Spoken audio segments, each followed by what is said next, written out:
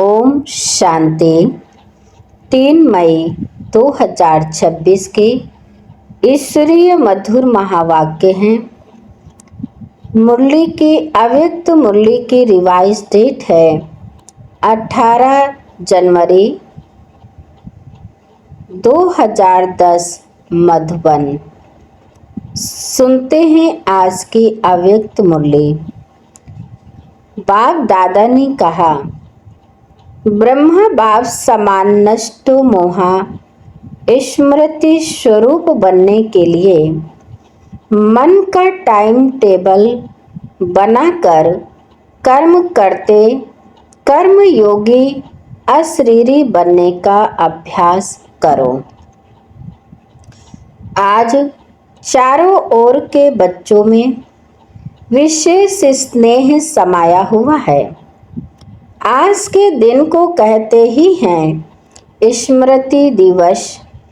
बाप दादा ने अमृत बेले से चारों ओर देखा, चाहे देश में चाहे विदेश में, सभी बच्चों के दिल में बाप के स्नेह की तस्वीर दिखाई दी और बाप के दिल में भी हर एक बच्चे के स्नेह की तस्वीर समाई हुई थी। आज के दिन को विशेष स्नेह का स्मृति का दिवस कहते हो। बाप दादा ने अमृत बेले से भी पहले बच्चों के तरफ से अनेक स्नेह के मोतियों की मालाएं देखी। हर एक बच्चे के दिल में ऑटोमेटिक यह गीत बज रहा है, मेरा बाबा ब्रह्मा बाबा मीठा बाबा। और बाप दादा के दिल में यह गीत बज रहा है, मीठे बच्चे प्यारे बच्चे।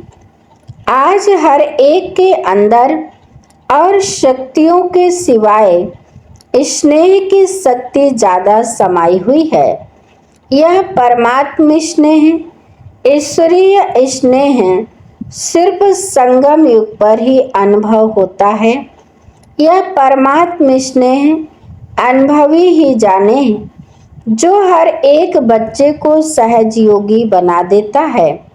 बाप दादा ने देखा, सर्व बच्चों में स्नेह का अनुभव बहुत बहुत समाया हुआ है। आप सबके जन्म का आधार स्नेह है। ऐसा कोई भी बच्चा नहीं दिखाई देता और शक्तियाँ कम भी हों, लेकिन बाप का स्नेह यह निमित्त बनी हुई विशेष आत्माओं के स्नेह का अनुभव मेजॉरिटी सभी के दिल में चेहरे में दिखाई देता है। अभी आप सबको आज विशेष यहाँ तक किसने पहुँचाया? किस विमान में आए? ट्रेन में आए या विमान में आए? सबकी सूरत में स्नेह समाया हुआ है, तो स्नेह के प्लेन से पहुँच गए ना। कुछ भी करना पड़ा, लेकिन स्नेह के प्लेन में सभी पहुँच गए हो। आज के दिन को स्मृति दिवस कहा जाता है, लेकिन स्मृति दिवस के साथ साथ समर्थी दिवस भी कहा जाता है। आज के दिन को ताजपोशी का दिन भी कहा जाता है, क्योंकि आज के दिन बाप दादा ने विशेष ब्रह्मा बाप ने निमित्त बने हुए महावीर बच्चों को विश्व सेवा का ताज पहनाया। ब्रह्मा बाप खुद अननोन हुए और बच्चों को विश्व सेवा की स्मृति का तिलक दिया। बच्चों को करणहार बनाया और स्वयं करावनहार बने। अपने समान फरिश्ते रूप का वरदान देकर लाइट का ताज पहनाया और बाप दादा ने जो ताज तिलक का वरदान दिया, उसी प्रमाण बच्चों का कर्तव्य देख खुश हैं। बच्चों ने सेवा का वरदान कार्य में लाया, यह देख बाप दादा खुश हैं। अभी तक जो पार्ट बजाया है और आगे भी बजाना है। उसकी पदम गुणा ब्रह्मा बाप विशेष मुबारक दे रहे हैं। वाह बच्चे वाह, विदेश में भी चल चक्कर लगाया तो क्या देखा, हर बच्चा स्नेह में समाया हुआ है। तो बाप द्वारा समर्थियां मिली हैं, क्योंकि यह दिन विशेष स्नेह से समर्थियों का वरदान प्राप्त करने का दिन है। बाप दादा ने देखा कोई कोई बच्चे बहुत अच्छे याद की लगन में सेवा में लगे हुए हैं, अमृत बेला बहुत अच्छी रीति से अनुभव करते हैं, अशरीरीपन का भी अनुभव करते हैं। लेकिन जब कर्म योगी बनने का समय आता है तो दोनों काम योगी का भी और कर्म का भी, दो काम इकट्ठा करने में फर्क पड़ जाता है। पुरुषार्थ करते हैं कि कर्म और योग का बैलेंस हो, लेकिन जैसे अमृत बेले शक्तिशाली अवस्था का अनुभव करते हैं वैसे कर्म में फर्क पड़ जाता है, मेहनत करनी पड़ती है। और बाप दादा ने सभी बच्चों को कह दिया है कि विश्व का विनाश अचानक होना है। अगर सारा अटेंशन अटेंशन के बजाय किसी भी धारणा की कमी होने के कारण कर्म योगी की स्टेज में फर्क आता है तो विश्व के विनाश की डेट तो बाप दादा अनाउंस नहीं करेंगे, लेकिन अपना जीवन काल समाप्त कब होना है यह मालूम है। कोई को मालूम है कि मेरा मृत्यु फलानी डेट पर होना है मालूम? वह हाथ उठाओ। अचानक कुछ भी हो सकता है, कोई प्रकृति का कारण बनता है तो कितने का मृत्यु साथ में हो जाता है। तो विश्व के डेट के संकल्प से अलबेला नहीं बनना। आपके जगदम्बा का स्लोगन था तो कभी भी कब नहीं कहो अब, कल कुछ भी हो जाए लेकिन मुझे एवर रेडी रहना ही है। तो इतनी तैयारी सबके अटेंशन में है। अपना कर्मों का हिसाब चुकतू किया है। 4 ही सब्जेक्ट, ज्ञान, योग, सेवा और धारणा, 4 ही तरफ, चारों में ऐसी तैयारी है। पूरा बेहद के वैराग्य का अनुभव चेक किया है। अपने दिल में यह चेक किया है कि एवर रेडी है। नष्टो मोह स्मृति स्वरूप, क्योंकि ब्रह्मा बाप ने भी स्वयं को पुरुषार्थ करके ऐसा बनाया जो अनुभवी बच्चों ने देखा। कोई भी तरफ यह वातावरण नहीं था, कोई हिसाब किताब का। अचानक अशरीरी बनने का अभ्यास, अशरीरी बनाकर उड़ गए। कोई ने समझा कि ब्रह्मा बाप जाने वाले हैं, लेकिन नष्टो मोहा बच्चों के हाथ में हाथ होते कहाँ आकर्षण रही, फरिश्ता बन गए। बच्चों को फरिश्ते बनाने का तिलक दे गए।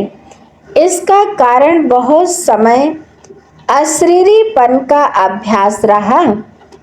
कई अनुभवी बच्चे जो साथ रहे हैं उन्होंने अनुभव किया, कर्म करते करते ऐसे अशरीरी बन जाते तो यह जो कर्म योग में अंतर पड़ जाता है, इसका कारण कर्म करते यह स्मृति में इमर्ज नहीं होता। मैं आत्मा हूँ यह तो सब जानते ही हैं, लेकिन मैं आत्मा कौन सी आत्मा हूँ? मैं करावनहार आत्मा हूँ और यह कर्मेंद्रियां करनहार हैं। यह करावनहार का समान कर्म करते स्मृति स्वरूप में रहे। चाहे कर्मेंद्रियों से कर्म कराना है, लेकिन मैं करावनहार हूँ। मालिक हूँ। इस सीट पर अगर सेट है तो कोई भी कर्मेंद्रिय आर्डर में रहेगी। बिना सीट पर सेट होते कोई किसका नहीं मानता। तो करावनहार आत्मा हूँ, ये कर्मेंद्रिया करनहार हैं, करावनहार नहीं है। जैसे ब्रह्मा बाप का अनुभव सुना कि ब्रह्मा बाप ने शुरू में यह अभ्यास किया, जो रोज दिन की समाप्ति के समय इन कर्मेंद्रियों की राज दरबार लगाते थे। पुराने बच्चों ने वह डायरी देखी होगी, तो रोज दरबार लगाते थे और करावनहार मालिक बन हर कर्मेंद्रियों का समाचार लेते थे, देते थे। इतना अटेंशन शुरू में ही ब्रह्मा बाप ने भी दिया, तो आपको भी करावनहार मालिक समझ कर्मेंद्रियों से कर्म करवाना है, क्योंकि आत्मा राजा है, यह कर्मेंद्रियां साथी हैं। तो यह चेक करना चाहिए कि आज के दिन विशेष मन बुद्धि संस्कार स्वभाव कहो, संस्कार कहो, इन्हों का क्या हाल रहा।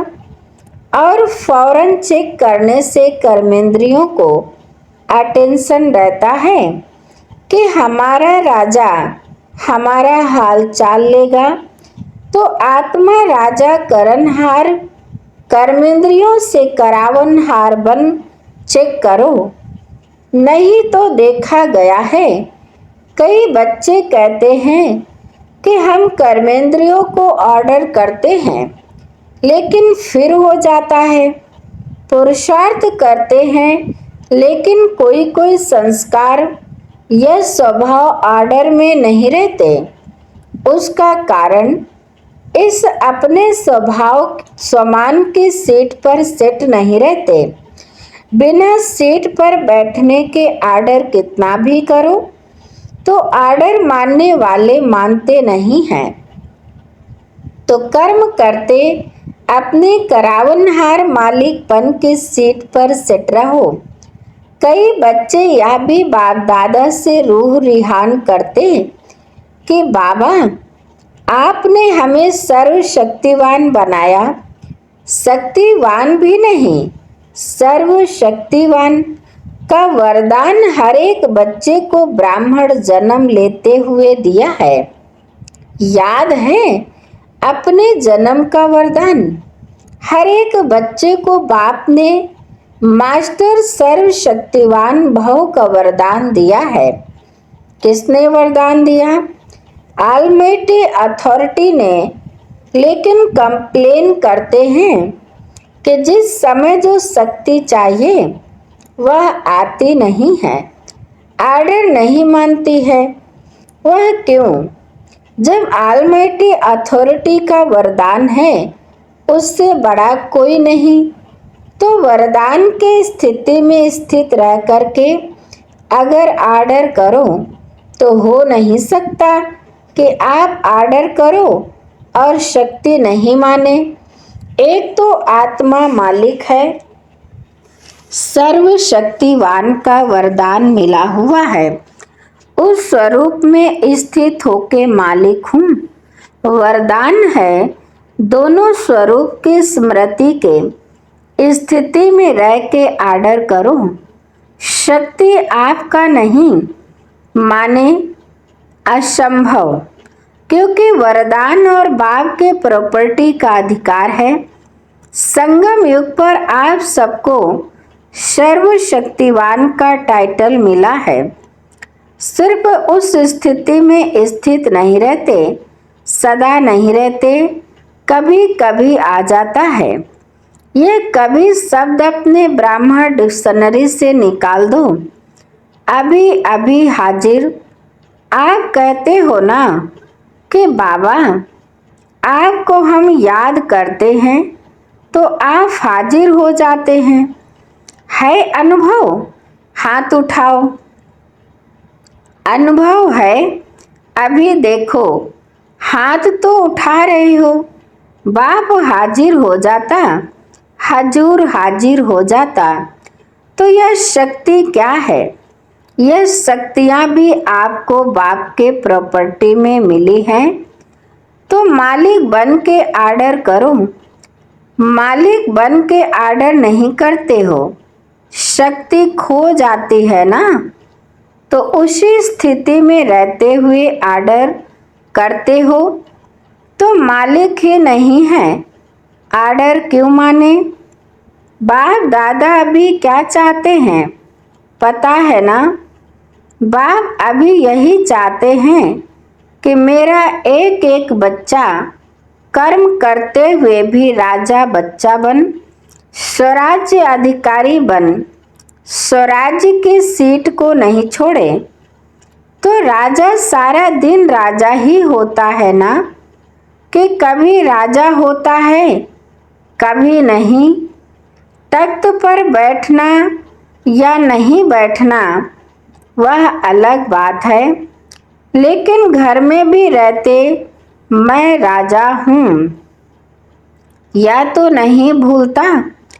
तो कर्म योगी और अमृत बेले के यथार्थ योग शक्तिशाली स्थिति, उसमें फर्क नहीं पड़ना चाहिए।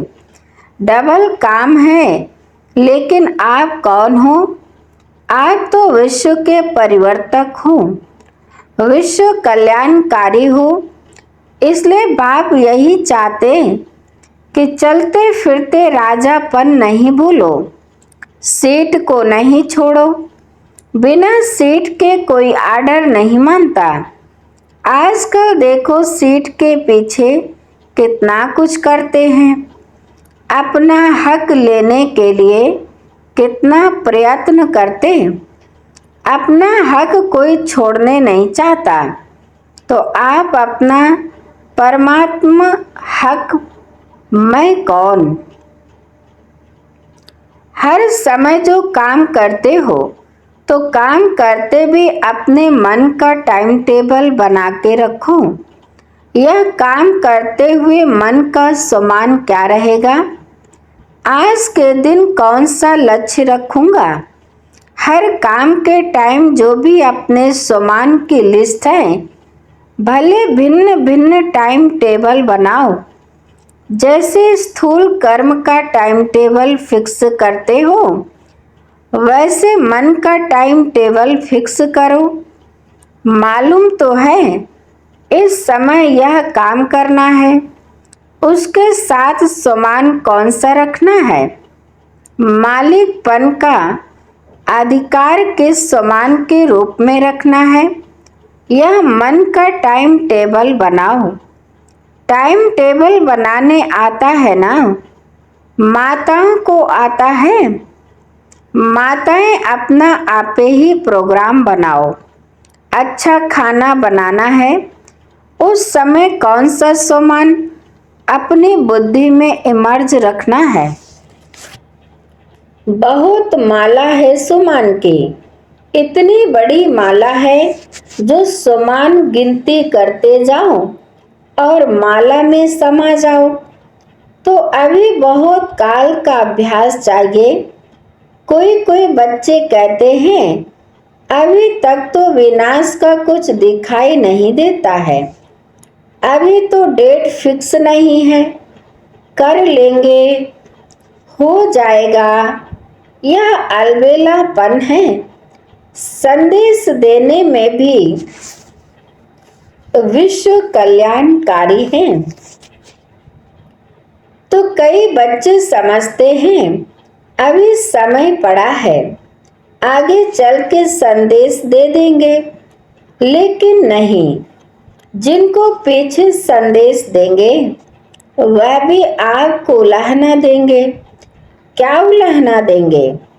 आपने पहले क्यों नहीं बताया, तो हम भी कुछ कर लेते थे। अभी आपने लास्ट में बताया, तो हम तो सिर्फ पहचान कर अहो प्रभु तेरी लीला अपार है यही कह सकेंगे। पद तो पा नहीं सकेंगे। क्यों? बहुत समय का भी सहयोग चाहिए। आप सभी वारिस बैठे हो ना, जो अपने को समझते हैं हम वारिस हैं, वह हाथ उठाओ। वारिस हैं? अच्छा, वारिस है तो आपको फुल वर्षा पाना है। यह थोड़ा, सभी कहेंगे फुल वर्षा पाना है।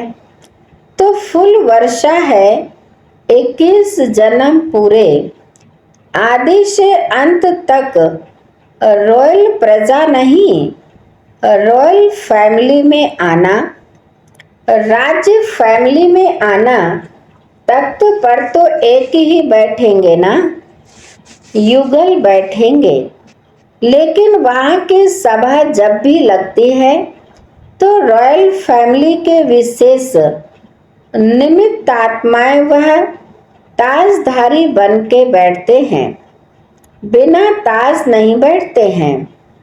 और हर कार्य में सलाह राय देने वाले, ऐसे नहीं कि सिर्फ वह राज्य करेगा, साथ में राय से ही करते हैं। इसलिए अगर संपूर्ण वर्षा लेना है तो पहले जन्म से लेके अंत तक 21 जन्म पूरे, आधे भी नहीं, बीच में तो जाना नहीं है। अकाले मृत्यु तो होना नहीं है। तो पूरा वर्षा लेना है कि थोड़े में खुश होना है। आपकी मातेश्वरी जगदम्बा सदा यह लक्ष्य रखती थी। बाप दादा ने जो श्रीमत दी, चाहे मनसा, चाहे वाचा, चाहे कर्मणा, जो भी श्रीमत दी वह हमें करना ही है। ऐसे पूरा वर्षा लेने वाले यही लक्ष्य बुद्धि में रखो कि अचानक, एवर रेडी और बहुत समय, तीनों ही शब्द साथ में याद रखो। इसलिए बाप दादा का सभी आशाओं के दीपक बच्चों प्रति यही वरदान है कि सदा यह तीनों ही शब्द याद रख कर सभी आशाओं के दीपक बनने का प्रत्यक्ष सबूत दिखाओ। अच्छा, फॉरेन वाले भी मनसा सेवा से सहयोगी है ना? बाप दादा ने देखा कि वृद्धि सब धर्मों में हो रही है। एक धर्म नहीं, सिर्फ हिंदू नहीं, लेकिन मुस्लिम, बुद्धिस्ट, क्रिश्चियन सब धर्म धीरे धीरे आध्यात्मिकता में रुचि ले रहे हैं। पहले देखो, ब्रह्मा कुमारियों का नाम सुन के डरते थे। विनाश विनाश क्या कहते हैं, और अभी क्या कहते हैं? अभी कहते हैं बताओ विनाश कब होगा, कैसे होगा और क्या करें। इसलिए होना तो है ही, यह तो गारंटी है। आप सबको गारंटी है ना, चाहे विदेश वाले चाहे भारत वाले, गारंटी है ना। बाप दादा ने सिर्फ जो इशारा दिया है कि पुरुषार्थ को तीव्र करो, पुरुषार्थ नहीं, पुरुषार्थ का समय गया, अभी तीव्र पुरुषार्थ का समय है। और कभी कभी पर नहीं, ठहरो, अभी अभी करना है, अभी बनना है तो होना ही है। अच्छा, बाप दादा अभी बच्चों से नमस्ते करते हैं। चारों ओर के तीव्र पुरुषार्थी सदा उमंग उत्साह से कदम आगे बढ़ाने वाले बच्चों को बाप दादा स्मृति दिवस की याद प्यार दे रहे हैं। बाप दादा के दिल में हर बच्चा समाया हुआ है और हर बच्चे के दिल में बाप समाया है। बाप के दिल में बच्चा समाया है तो मुबारक हो, मुबारक हो। और मुबारक के साथ नमस्ते भी। हम रूहानी बच्चों की रूहानी माता पिता बाप दादा को याद प्यार और नमस्ते नमस्ते नमस्ते। शुक्रिया बाप दादा। अभी बाबा वरदान दे रहे हैं। वरदान है पावरफुल स्थिति द्वारा रचना के सर्व आकर्षणों से दूर रहने वाले मास्टर रचयिता भव। पावरफुल स्थिति द्वारा रचना के सर्व आकर्षणों से दूर रहने वाले मास्टर रचयिता भव। विस्तार है, जब मास्टर रचयिता मास्टर नॉलेजफुल के पावरफुल स्थिति व नशे में स्थित रहेंगे तब रचना की सर्व आकर्षणों से परे रह सकेंगे, क्योंकि अभी रचना और भी भिन्न भिन्न रंग ढंग स्वरूप रचेगी। इसलिए अभी बचपन की भूलें, अलबेलेपन की भूलें, आलस्य की भूलें, बेपरवाही की भूलें जो रही हुई हैं उन्हें भूलकर अपने पावरफुल शक्ति स्वरूप, शस्त्रधारी स्वरूप, सदा जागती ज्योति स्वरूप को प्रत्यक्ष करो, तब कहेंगे मास्टर रचयिता। स्लोगन है, मन की स्थिति में ऐसा हार्ड बनो जो कोई भी परिस्थिति उसे पिघला ना सके।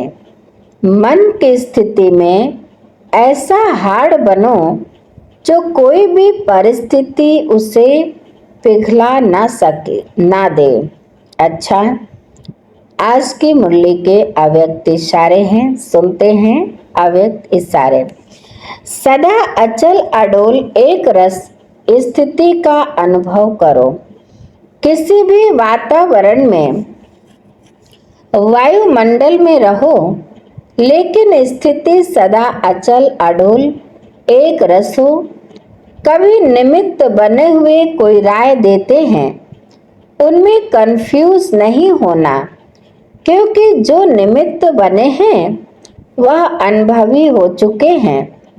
अगर उनका कोई डायरेक्शन स्पष्ट नहीं भी है तो भी हलचल में नहीं आना। धैर्य से कहो, इसको समझने की कोशिश करेंगे, तब स्थिति एक रस अचल अडोल रहेगी।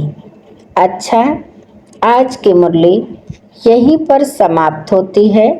मीठे मीठे प्यारे प्यारे बाप दादा को दिल से बहुत बहुत शुक्रिया। आप सभी महान आत्माओं को भी दिल से शुक्रिया। ओम शांति।